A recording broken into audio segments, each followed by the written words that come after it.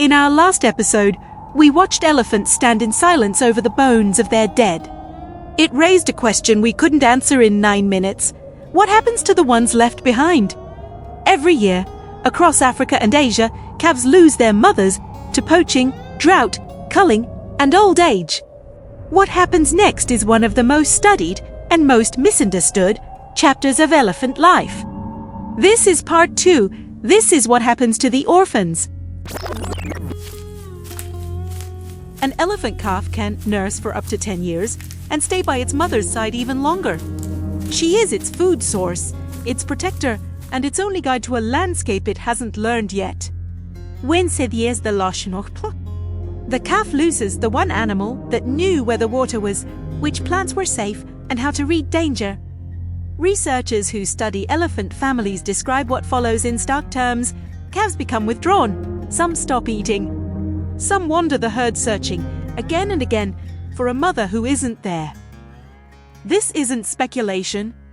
In the 1970s through the 1990s, large-scale culling operations in parts of southern Africa left thousands of young elephants orphaned, some as the sole survivors of their entire family unit.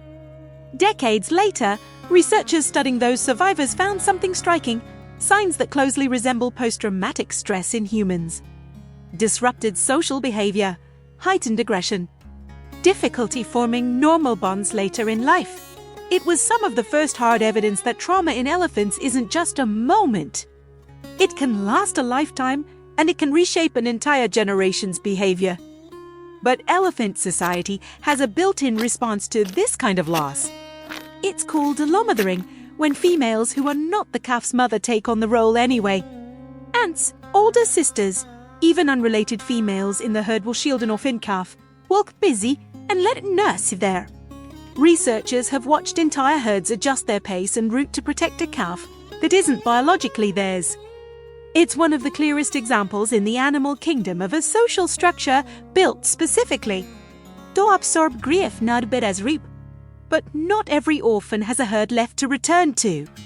For calves found alone, often after poaching or drought, the only option is human intervention. Across East Africa, wildlife trusts run rescue operations built entirely around this problem. Calves are bottle-fed a specialized milk formula around the clock because cow's milk can kill them. Keepers sleep beside them because in the wild, a calf is never alone, and a calf left alone can give up entirely. It's slow, intensive work. Some calves take years before they're ready for the next step. The goal was never to keep them. It's to give them a second chance at the life they were meant to have. When they're ready, rehabilitated calves are gradually reintroduced to wild herds, often forming bonds with other orphans first, then slowly integrating with wild-born elephants. It doesn't always work quickly, but it works. Elephants that lost everything as calves have gone on to lead herds of their own decades later.